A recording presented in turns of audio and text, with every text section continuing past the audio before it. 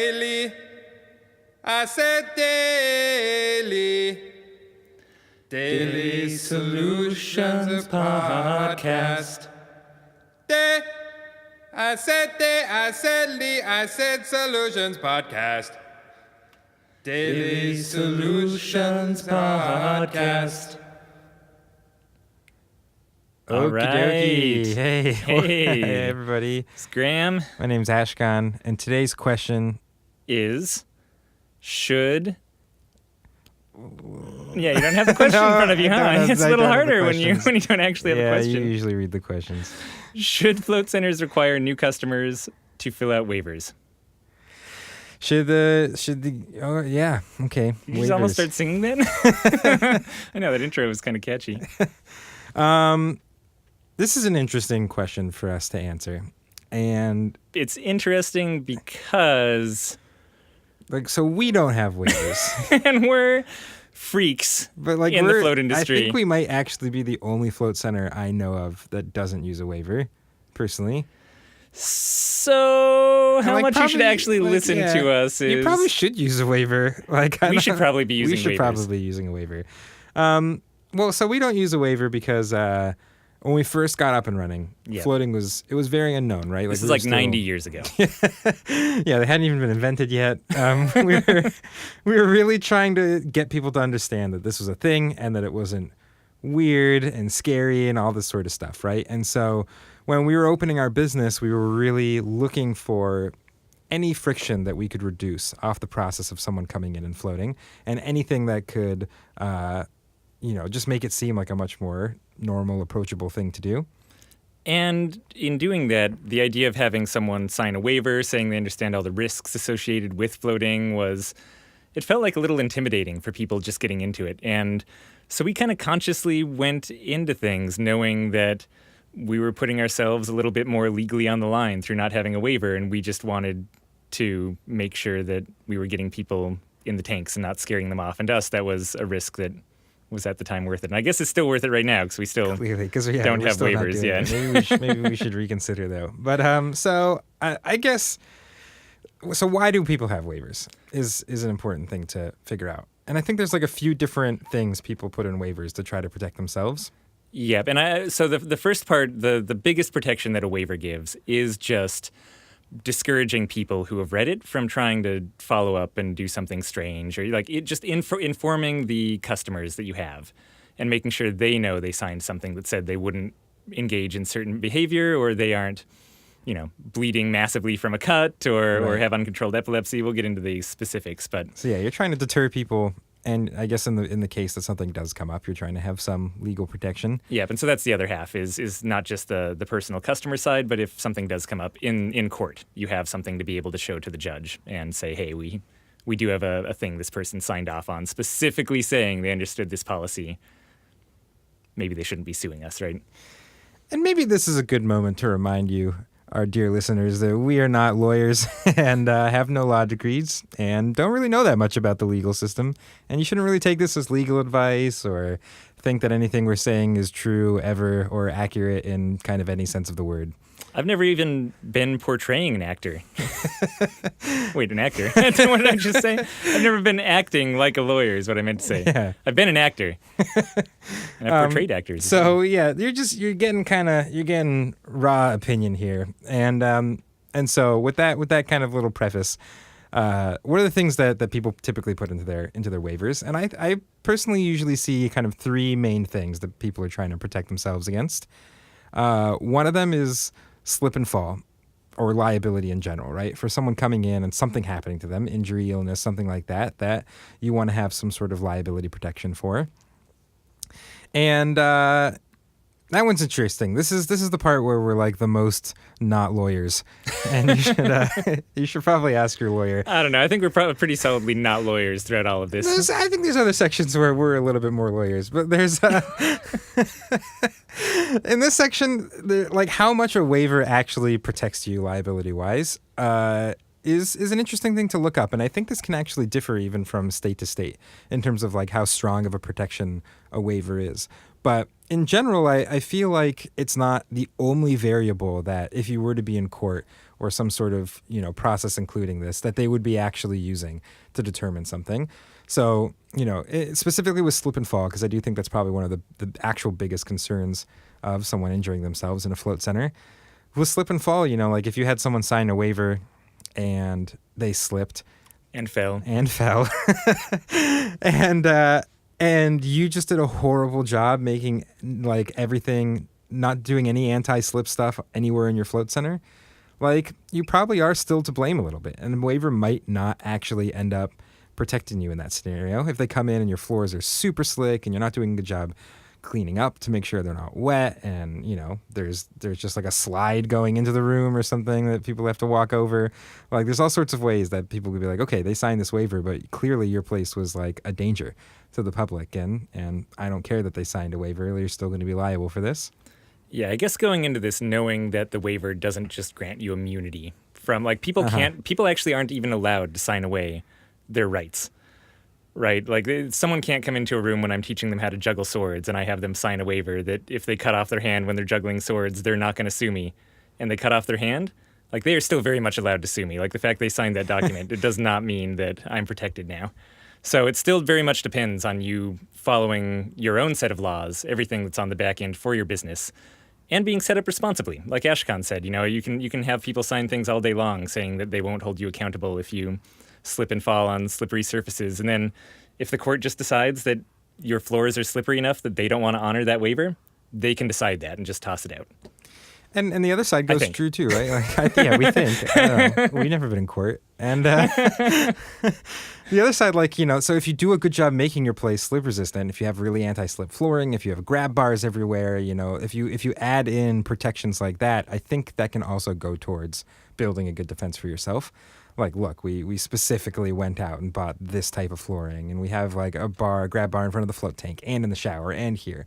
And so, stuff like that is also going to be in your favor, showing kind of general competence and and I guess attention to those things you're worried about. So thing number two is that medical concerns. Yeah, so basically, like, why would you not want someone getting into your float tank for some sort of reason, for their own health and safety? And the really big one here that I see no argument with is uncontrolled epilepsy. Yeah, and I don't know if it's actually something in the float tank that like would trigger epilepsy, but it's just that's not an environment you want someone who might have an epileptic seizure to have a seizure in. Yep, and that's the uncontrolled part too, right? Is it's at the point where they could have a seizure anywhere. The doctors haven't felt comfortable enough to say that it's controlled epilepsy. At that point, I mean, it's one of the only things where someone could have a fit of their disease, I guess is what you call epilepsy. Anyway, what they're suffering from, in this case, an epileptic fit, and actually die as a result of it, right? Like there's no one in the room with them, hypothetically. Their head could go underwater. They could just inhale a bunch and drown as a result of having a seizure. So that's why you see that on there. And it turns out there aren't too many other things where you have the same level of concern. But there are things that'll make the float impossible or difficult. Right, like large open skin wounds are going to hurt really bad, and they're not going to be good for disease control. Like that's an easy way to get something infected or something like that. Yeah. And then there's other things like a tattoo. Like if they gotten a tattoo recently and they get in the float tank, I mean, it's going to hurt, first of all, but it's also going to mess up the healing process of their tattoo. Yep, and possibly just ruin the entire thing. Right. So you don't want that to happen to somebody. So there's a few things like that. And those are good things to put on a waiver. And we what we do is we send those out in our email, in our reminder emails. So when you like book a float, you get an email that reminding you of your appointment, and in there it lists things like don't come float if you've gotten a tattoo at this point and stuff, and this kind of stuff we're talking about. Yep, and we do in-person walkthroughs as well, so not pre-recorded walkthroughs. And we'll also cover some of these things during the walkthrough speech as well, if it seems like there's a reason to. And then kind of the third category that I see, not on everybody's waiver, but on some people's waiver, is protecting them if someone does something to their float tank that requires them to completely have to drain it. Bodily fluid related. Yeah, some sort of bodily fluid situation that that means you got to dump your tank and refill it. And they usually have something written in there that says, if you do this, I'm going to charge you $500, $1,000. I've heard $2,000 that someone has had in their waiver for having to replace a float tank. The float tank water, right? Not the float tank water. yeah, yeah. So that one's interesting. This one is the most, like, I guess, opinionated. Like this, you're just kind of getting our opinion versus somebody else's opinion here. But I don't know. It's not something I really think is important to have in there. And like, I kind of think I would rather not have to have every one of my customers stop for a moment before they float and consider strange bodily fluids getting into the float tank. And I think also what you're protecting yourself from is so rare. Like we've been open for, over 7 years. We've done, I think, somewhere around 80,000 floats at this point. And it has happened to us, but it's happened to us one time. So 1 out of 80,000 floats that we've actually had something happen to our tank water to the point we've needed to drain it. And, even when it did happen, it was like this kindly old lady. And I can't even imagine going after her afterwards and being like, you owe us $1,000, lady. Like, I probably wouldn't have done it. Honestly, if I had every one of our customers for all those years sign that thing and this situation happened, I probably still would have been like, okay, I'm not going to charge this person $1,000. And so I should say what we're talking about in this case is AFRs. Look it up. Do a Google search if you know what it is. And there are other bodily fluids, though, that we can be talking about here, right? It's not all just poop in the float tank. So there can be blood. There can be semen. Vomit. And I feel like a lot of these waivers are actually trying to protect against jacking off in the float tank and finding semen in there, to be honest. Like that's one big part of the bodily fluids they really don't want people doing in the float tank.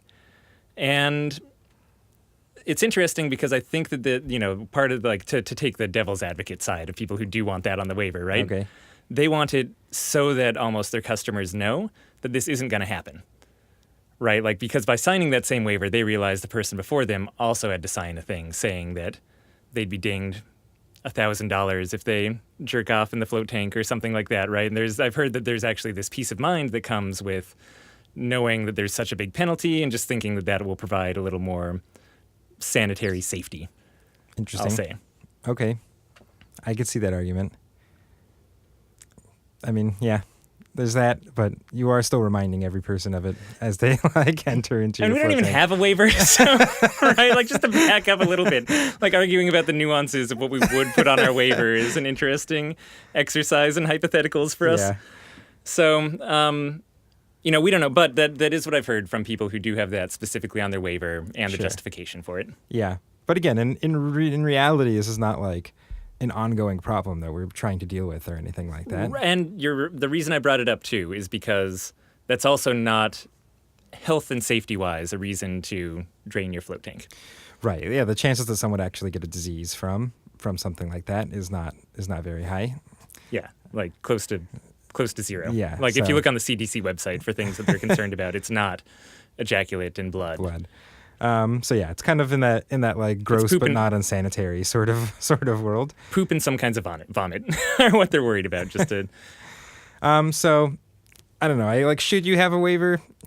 I guess you probably should, considering that everybody else does. But yeah, do as we say, not as we do. Oh, one other nice thing about waivers as well is you can actually put some interesting demographic gathering information in there. That's true. Finding out the reasons why people are coming into float can be interesting to grab from them.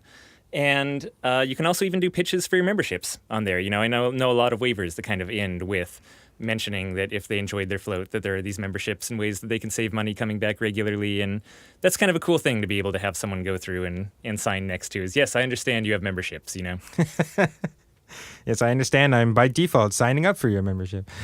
But yeah, I guess ask a lawyer about the real lawyery parts about of what's this. actually going on. Yeah, so that's probably, you shouldn't have asked this question. You should ask a lawyer.